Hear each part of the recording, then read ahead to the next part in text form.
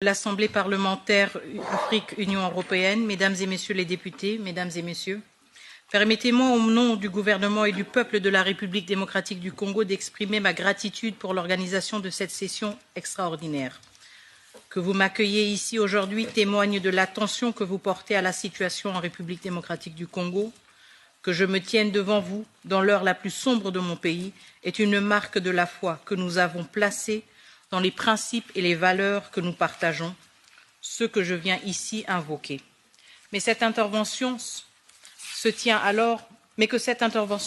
alors, jour après jour, que la ville de Goma demeure sous occupation illégale des forces rwandaises et que Kigali n'a toujours pas été sanctionnée par ses alliés les plus puissants, dont l'Union européenne, prouve que notre souffrance n'a ni ému les cœurs ni éveillé les consciences des décideurs.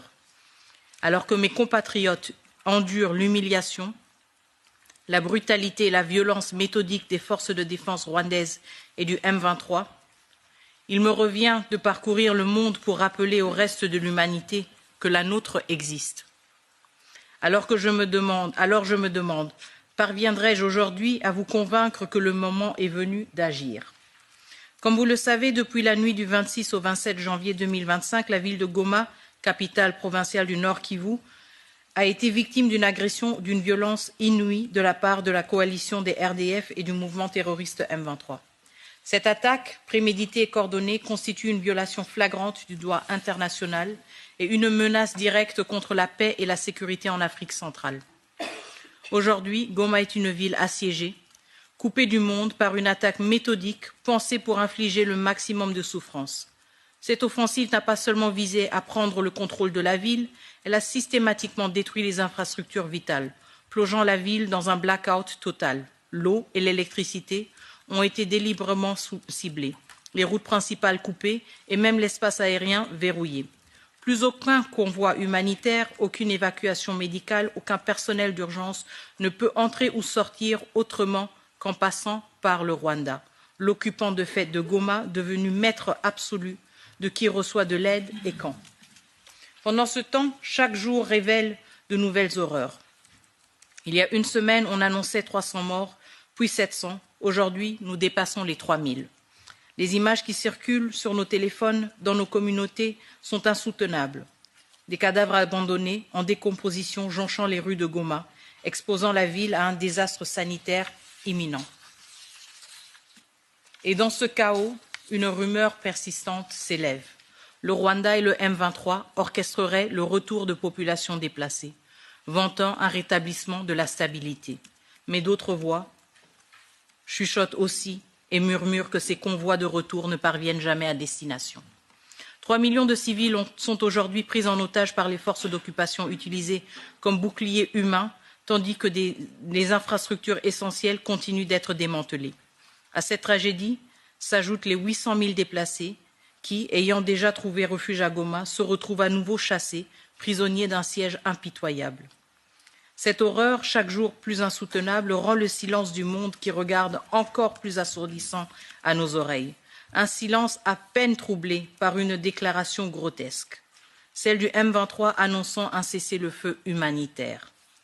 Faut-il en rire ou en pleurer? Comment peut-on invoquer l'humanité avec des mains encore trempées de sang des innocents? Comment prétendre à la paix après avoir méthodiquement semé la terreur? Ce n'est pas un cessez-le-feu, c'est une mise en scène cynique destinée à détourner l'attention pendant que l'irréparable se poursuit. À cette tragédie s'ajoute la réalité implacable de la guerre économique qui se joue en parallèle, car nul n'est dupe. Cette agression n'est pas une guerre de territoire uniquement, c'est aussi une guerre pour le pillage, un pillage systématique, industriel, qui alimente l'agression que nous subissons. Selon le dernier rapport du groupe d'experts des Nations Unies, plus de 150 tonnes de coltan sont extraites illégalement chaque mois du sol congolais, détournées par le Rwanda et écoulées sur les marchés internationaux sous une étiquette frauduleuse de minerais rwandais. Et tout cela sous le couvert d'un partenariat florissant entre l'Union européenne et le Rwanda, scellé par un mémorandum d'entente sur les chaînes de valeur durables signé en février 2024. Un accord censé promouvoir un commerce éthique et responsable des ressources, mais qui, dans la réalité, offre à Kigali la couverture idéale pour écouler des minerais pillés au Congo sous un vernis de légalité. Alors je pose la question, cette durabilité qui est défendue avec tant de ferveur, de quoi est-elle réellement faite? De principe ou de pragmatisme? D'engagement réel ou de justification commode? L'Europe, qui se veut exemplaire en matière de commerce responsable, peut-elle continuer à revendiquer cette posture tout en restant un acteur passif de cette prédation? Mesdames Présidente Votman, je suis très heureux de pouvoir avoir cette opportunité de parler au cours de cette réunion. Je tiens également à remercier Barry Andrews pour m'avoir donné cette opportunité, qui est une opportunité exceptionnelle de pouvoir parler de la situation de la République démocratique du Congo pendant une période très difficile que nous sommes en train de connaître. Madame, Messieurs les députés, Madame la ministre des Affaires étrangères de la République démocratique du Congo, Messieurs les directeurs généraux de ECHO, je vous remercie de m'avoir donné l'occasion de m'adresser à cette éminente assemblée à un moment crucial où la population congolaise est traquée comme des bêtes de chasse par l'armée rwandaise et ses supplétifs du M23 sous une inaction qui s'apparente à la complicité de la communauté des nations malgré les rapports des experts des Nations Unies et des ONG.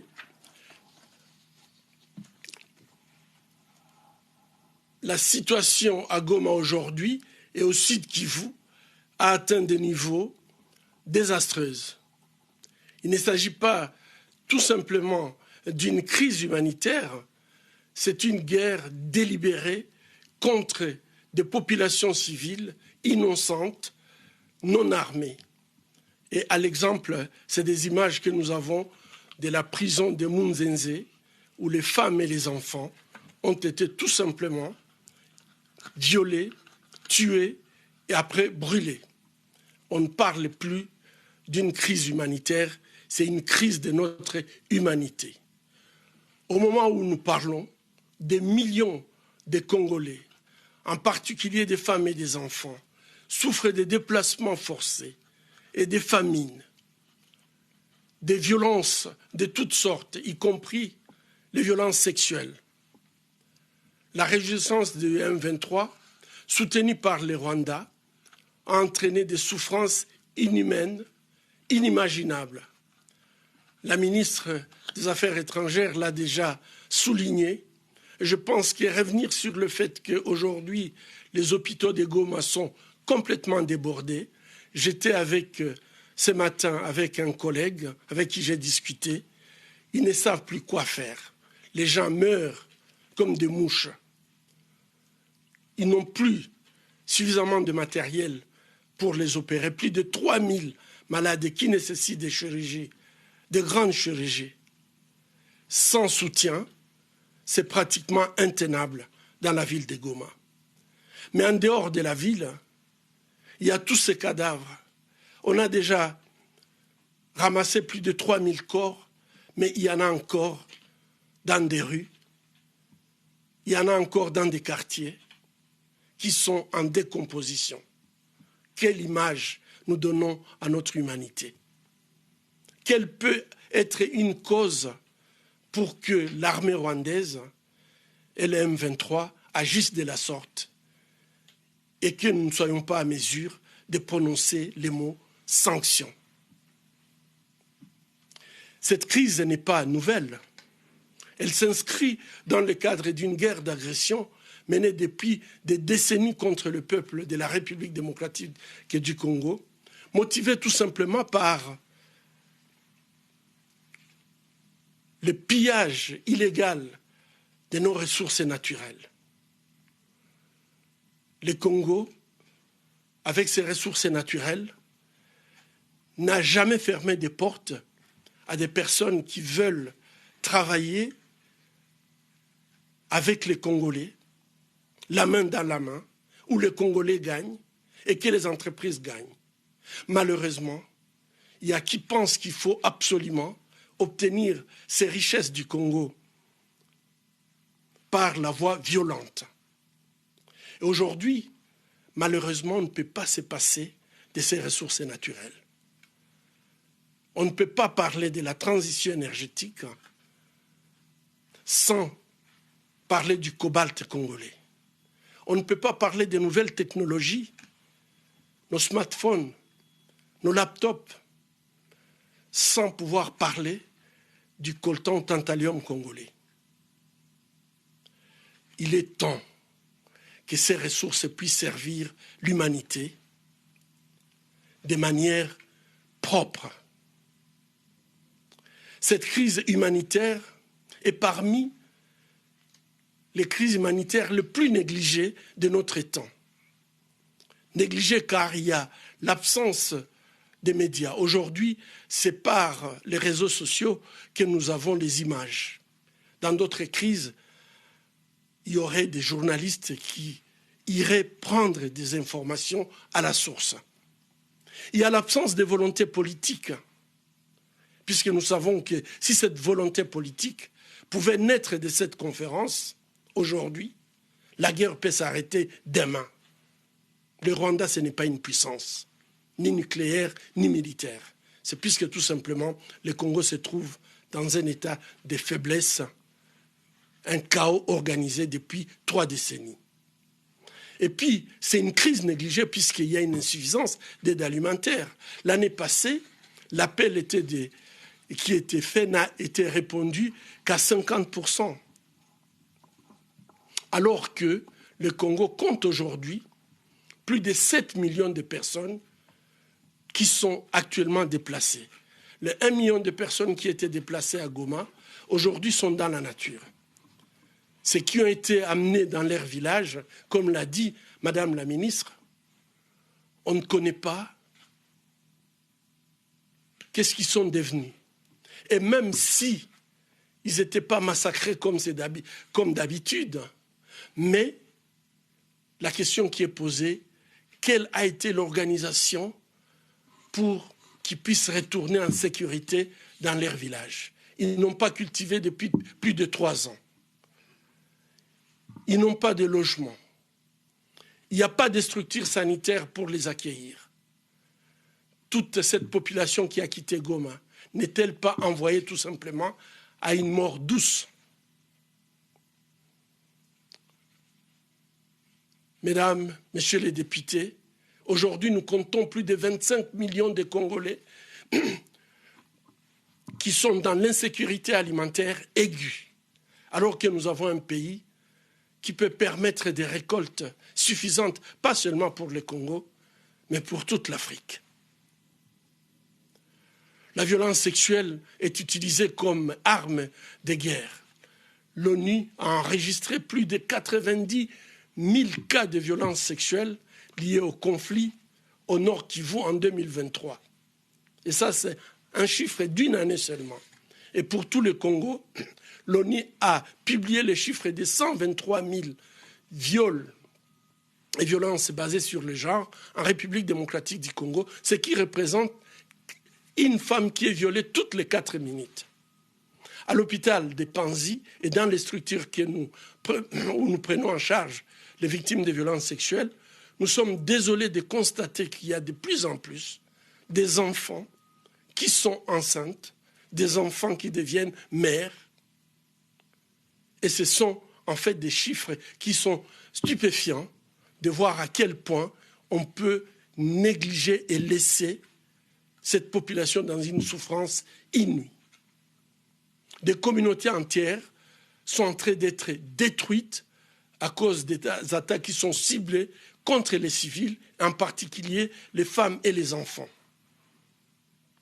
Les attaques contre les camps de personnes déplacées à l'intérieur du pays et à Goma et dans ses environs sont des crimes de guerre qui exigent une responsabilité internationale. Et ça, ce n'est pas la première fois. Le Rwanda est en train de récidiver dans le bombardement des camps des réfugiés et le monde reste silencieux. Mesdames et messieurs, l'Union européenne, les États-Unis, la communauté des nations ne doivent plus fermer les yeux sur les actions du Rwanda en République démocratique du Congo. Les pays dits démocratiques ne peuvent pas tolérer l'intolérable. Les pays qui partagent avec nous les valeurs démocratiques, les valeurs humanistes, ne peuvent plus continuer d'accepter ce que le Rwanda est en train de commettre en République démocratique du Congo en toute impunité. Le Rwanda n'est pas seulement complice de ce qui s'est fait au Congo, il mène activement une guerre d'agression sur le territoire congolais, en bafouant la Charte des Nations Unies, en bafouant le droit international et humanitaire. Nous allons nous accrocher au droit. L'ONU, les rapports indépendants des ONG et même des agences de renseignement occidentales ont documenté les soutiens directs du Rwanda au M23, y compris les assistances militaires et la coordination logistique. Malgré ces faits, le Rwanda continue de recevoir l'aide internationale et demeure un partenaire de choix pour les puissances mondiales. Il est contradictoire que le pays africain, parmi les plus grands contributeurs des soldats de la paix aux Nations Unies, soit celui qui tue aujourd'hui les soldats de la paix dans les pays où ils sont agresseurs. Comment pouvons-nous comprendre cette attitude? Les pays qui se portent comme les pays qui luttent contre... S'il vous plaît, monsieur Mukwege, vous pouvez finir bientôt. Merci. Je termine, messieurs. Merci. Oui, donc je voulais dire qu'il n'est pas acceptable qu'un pays qui est contributeur des soldats des Nations Unies à travers l'Afrique, que ce soit ces pays qui continuent à agresser un autre pays en tuant même des casques bleus et que le monde se taise. Donc j'appelle à des sanctions immédiates, coordonnées contre le Rwanda et notamment la suspension de toute aide humanitaire au Rwanda et ses forces de sécurité. C'est que malheureusement l'Union européenne continue à soutenir les actions militaires du Rwanda tout en sachant tous ces bévis que le Rwanda est en train de commettre. Des sanctions économiques doivent être ciblées contre les responsables rwandais qui sont impliqués dans les trafics de minerais et les crimes de guerre. Un arrêt des partenariats commerciaux européens et internationaux qui profitent des minerais introduits en contrebande via le Rwanda et le renforcement de la transparence de la chaîne d'approvisionnement pour empêcher l'utilisation de minerais de sang sur le marché mondial. Merci, Monsieur le Président. Merci, Madame la Présidente. Excusez-moi pour avoir été long. Non, pas du tout. Et merci pour...